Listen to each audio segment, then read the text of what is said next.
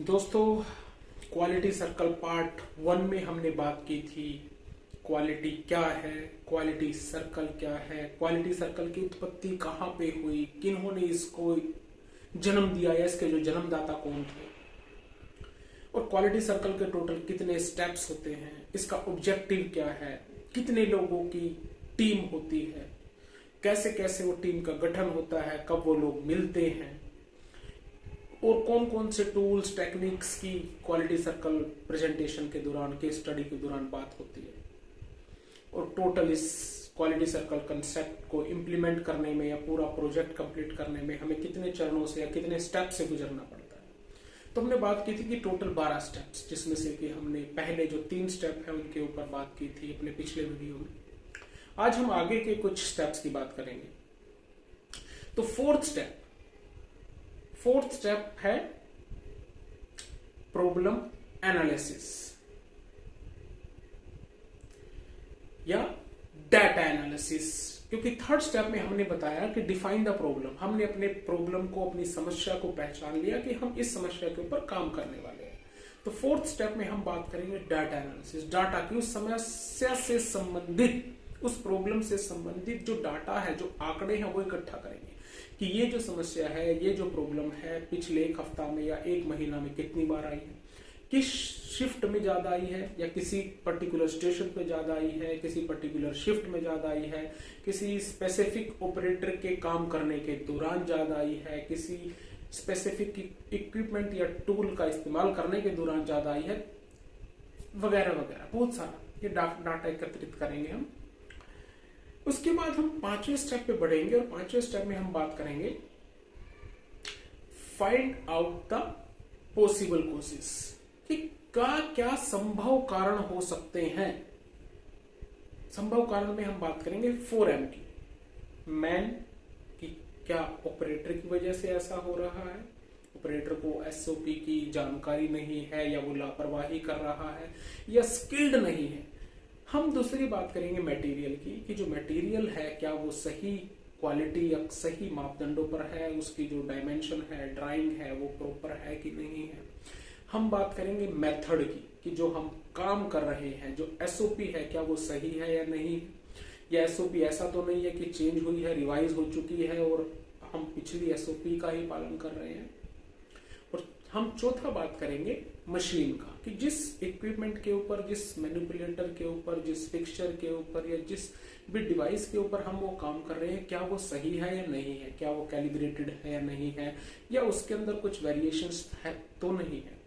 तो fourth step में हमने बात की, हम डाटा एनालिसिस करेंगे। फिफ्थ स्टेप में हम बात करेंगे संभावित कारणों को पहचानना, कि finding out the possible causes. और सिक्स्थ स्टेप में हम बात करेंगे find out the root cause. Root cause means मूल कारण, जड़ क्या है, क्यों किसी भी काम के गलत होने के, या वो क्वालिटी से डेविएट होता है, या गलत प्रोडक्ट बनता है, गलत कंपोनेंट बनता है, तो उसके क्या कारण हो सकते हैं। या तो मैन जो काम कर रहा है, ऑपरेटर, या मटेरियल, या मेथड काम करने की विधि, या फिर मशीन। 4 ही कारणों से हमारा जो काम है वो खराब हो सकता है। तो 5वें स्टेप में हम संभावित कारणों को जानेंगे, समझेंगे, और 6ठे स्टेप में हम find out the root cause, जो मूल कारण है, कि भाई इस वजह से ये समस्या हो रही थी, तो उसके ऊपर हम काम करेंगे। तो आज के लिए यही। तो अभी हमने बात कर चुके हैं हम 12 में से टोटल 6 स्टेप्स की। तो इन 6 स्टेप को जरूर दोहराइएगा। अभी मैं क्विक आपको एक रिव्यू कर दूं। फर्स्ट स्टेप हमारा क्या था, prepare a list of problem, कार्यक्षेत्र पर आने वाली समस्याओं की सूची बनाना।